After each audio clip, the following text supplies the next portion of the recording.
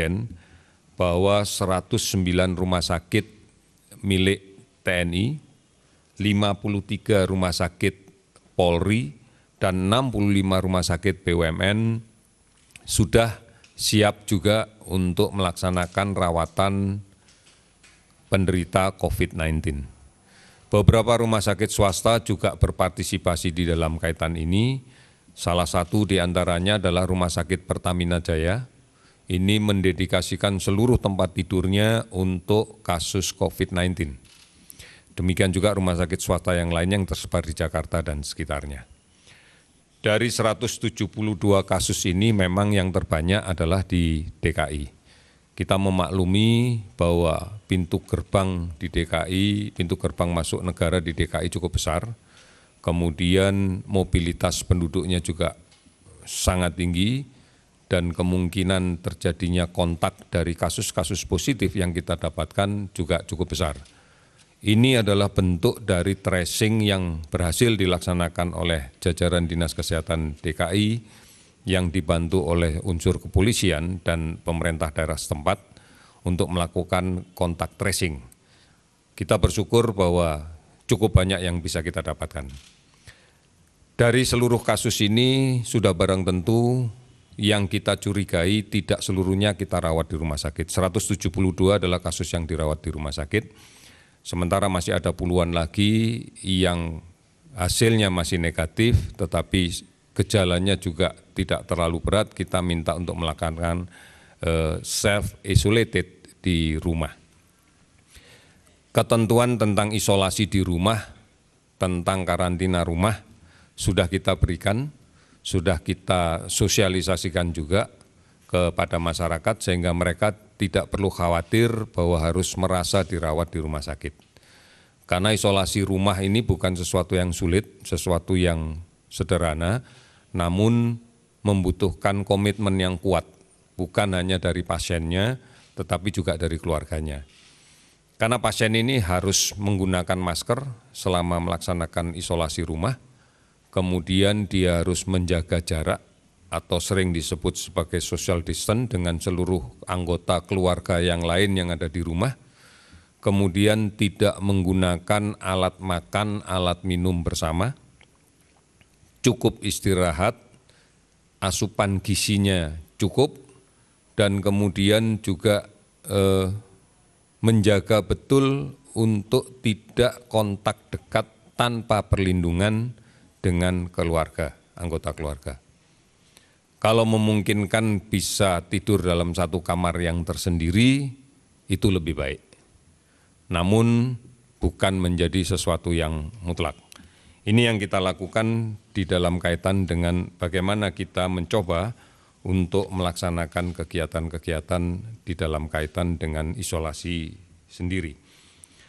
Oleh karena itu secara umum saya laporkan juga bahwa koordinasi kami dari pusat sampai daerah berjalan dengan baik, kemudian beberapa institusi yang memiliki kapasitas untuk melaksanakan pemeriksaan spesimen dalam rangka menegakkan diagnosa atau di dalam rangka menemukan COVID-19 sudah berjalan. Laboratorium Universitas Penyakit Menular Universitas Airlangga sudah melaksanakan fungsinya dan sudah mengirimkan spesimen yang diperiksa dan sudah ada hasilnya. Oleh karena itu juga ini akan memperpendek pengiriman spesimen dari rumah sakit menuju ke laboratorium.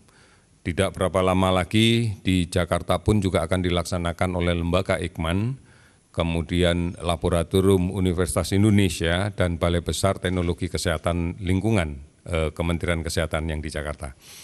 Kami berharap bahwa setidak-tidaknya minggu depan pemeriksaan ini sudah bisa dilaksanakan di banyak tempat. Kita berharap Surabaya tidak hanya dari Universitas Airlangga, tetapi juga dari Balai Besar Teknologi Kesehatan Lingkungan Surabaya, kemudian di Jogja, kemudian di Banjarbaru, dan kemudian kita juga akan menyiapkan beberapa balai besar yang lainnya untuk pemeriksaan spesimen ini. Ini beberapa hal yang terkait dengan perkembangan kasus selama ini. Kemudian yang berikutnya bahwa perkembangan data ini bisa dilihat di websitenya kementerian kesehatan.go.id, kemenkes.go.id. Di sana kita bisa melihat update data yang selalu bergerak. Ada beberapa yang memang agak tertinggal, dalam hal ini spesimen yang sudah diperiksa, kita sudah mencapai lebih dari 2.300 spesimen dan ini bergerak cepat, karena memang dari hari ke hari kita bisa menambah sampai 500 orang untuk dilakukan pemeriksaan, karena memang fasilitas laboratoriumnya juga sudah kita tambahkan. Untuk kebutuhan alat sendiri, kitnya, sudah kita terima 10.000 kit dan sebentar lagi akan kita tambahkan, artinya dinamika ini akan terus berjalan dan kit ini memang harus kita beli dari luar dan tidak ada masalah terkait dengan itu karena penyedia termasuk distributornya tidak sulit untuk memberikan jumlah seperti yang kita inginkan. Beberapa hari yang lalu kita mendengar bahwa salah satu pejabat tinggi negara positif confirm coronavirus 19. Kita tahu Menteri Perhubungan dan kemudian kondisi sekarang bagus.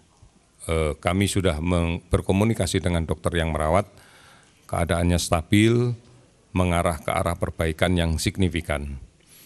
Atas dasar itu maka kita melakukan kewaspadaan bahwa beliau sempat hadir beberapa kali di istana bersama dengan para menteri yang lainnya untuk mengikuti rapat yang dipimpin oleh Bapak Presiden.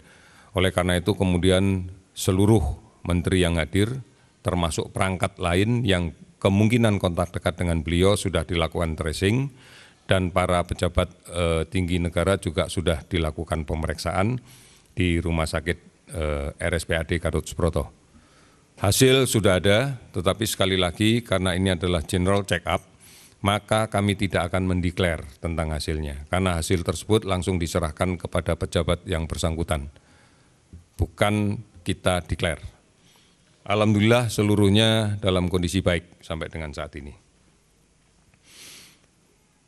Kita menyadari bahwa akan terjadi penambahan pasien yang cukup signifikan nantinya.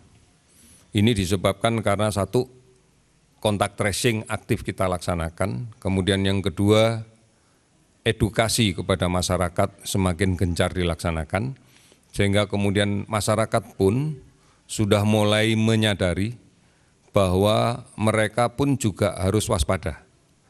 Beberapa yang kemudian merasa memiliki kontak dekat dengan kasus positif yang sudah kita nyatakan, melaksanakan konsultasi kepada dokter di berbagai rumah sakit dan di antara mereka tentunya ada yang kemudian diputuskan oleh dokter untuk dilakukan pemeriksaan swab dalam rangka memeriksa virusnya, tetapi ada juga di antara mereka yang memang tidak terlalu diindikasikan untuk pemeriksaan swab karena memang kontaknya tidak signifikan, tetapi seluruhnya akan kita edukasi, paling tidak untuk memahami COVID-19 ini apa, bagaimana menularnya, dan bagaimana mencegahnya. Ini penting karena basis pengelolaan penyakit ini adalah pada komunitas, pada masyarakat. Oleh karena itu edukasi menjadi mutlak dan kemudian mereka akan tahu betul apa yang harus dilakukan manakala merasa badannya tidak enak atau merasa ada sesuatu yang mengganggu pada aspek kesehatannya. Inilah yang harapan kita bisa dapatkan sehingga secara sinergi bersama dengan unsur kesehatan yang ada di pemerintah daerah dan sebagainya bisa bersama-sama untuk mengendalikan ini. Kita tahu di beberapa hari terakhir kemarin terjadi semacam kepanikan di mana masyarakat semuanya ingin datang untuk memeriksakan diri. Saat ini alhamdulillah sudah mulai bisa lebih tertata karena mereka menyadari bahwa pemeriksaan swab, pemeriksaan COVID-19 ini harus ada indikasinya dan atas permintaan dokter. Tidak kemudian masing-masing merasa perlu untuk minta sendiri-sendiri. Oleh karena itu mari kita tata kembali sistem yang sudah ada ini, mudah-mudahan kita bisa menangani ini dengan lebih sistematis tanpa kepanikan dan tanpa kegaduhan yang lain. Kita harus mematuhi betul apa yang menjadi arahan pemerintah, belajar dari rumah, bekerja dari rumah, dan beribadah di rumah. Ini yang harus kita maknai mendalam bahwa ini tujuannya adalah untuk mengurangi kemungkinan terjadinya kontak erat di kelompok banyak orang, di kerumunan, kemudian di tempat-tempat umum. Karena kita tahu disinilah kerawanan-kerawanan sebaran. Yang terakhir saya ingatkan kembali lagi, satu-satunya cara untuk bisa mengendalikan dan mencegah penyakit ini adalah menerapkan dengan sepenuhnya pola hidup bersih, sehat. Biasakan cuci tangan dengan sabun, kemudian kalau ada yang batuk pilek gunakan masker, cukupi kebutuhan asupan gizi dan aktivitas fisik, serta istirahat yang cukup. Ini yang menjadi penting karena inilah yang menjawab permasalahan kita bersama. Bukan dengan kepanikan dan bukan dengan kemudian mempercayai berita-berita yang tidak benar. Pemerintah dan siapapun sekarang sudah bersama-sama punya komitmen kuat untuk mengendalikan penyebaran dan mengendalikan penularan penyakit COVID-19. Saya kira ini yang saya sampaikan. Terima kasih.